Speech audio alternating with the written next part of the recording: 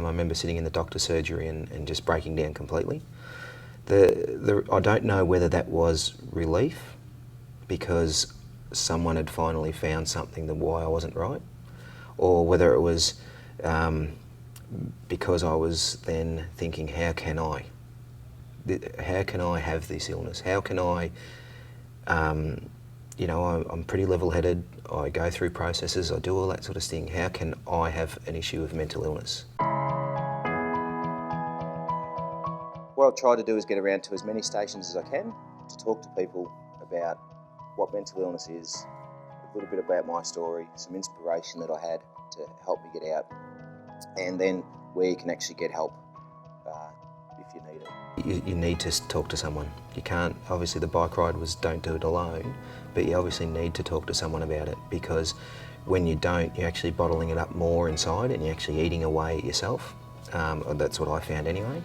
So by getting starting to talk about things and getting things out of the way, you know, you can sort of see, yes, there is a process that you can use to get better.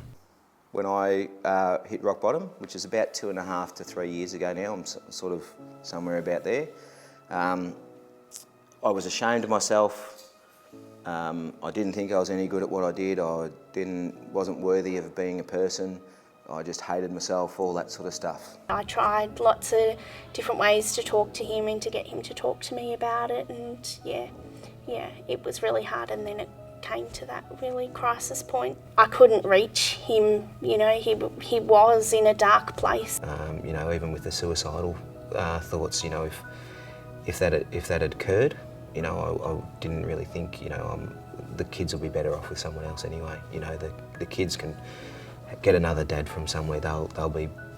He'll do a better job than what I'm doing. It got really, really bad, and it's kind of like, you know, is he going to get better? And I felt at one stage I was going to lose, you know, my little brother, which is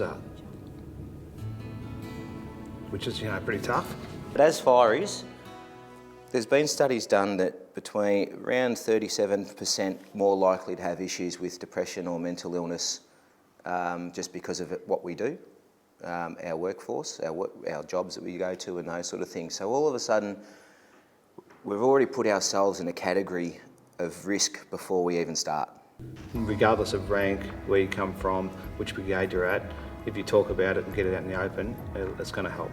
Having that knowledge, and then people say, yes, you have got a mental illness, yes, it is treatable, yes, you can come out the other side.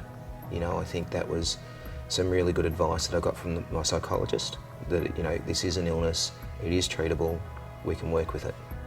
It's been amazing. Yeah, I feel like I've got, like my husband back, and yeah, I feel like, we're in a much happier, better space, and he's way more open and honest with, how he's feeling and what he's going through and stuff. So, that's amazing. Yeah. Oh, don't be ashamed. And I think that's the stigma that was, even only 5 or 6 years ago, I reckon. And that's what this ride's brought out. It's not something to be ashamed of.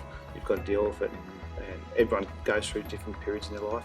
Just get it out there, talk to someone who you're comfortable to talk with. Find that person who can lend you an ear and say, hey, I do need help.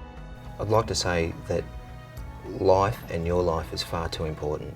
You need to look after yourself and to look after your family and your friends, and to be able to press that button when you need to get help. And the bottom line, I guess, is that it is okay to not be okay. You know, we need to look after ourselves, and we need to work together to achieve that, because we are too important in this world.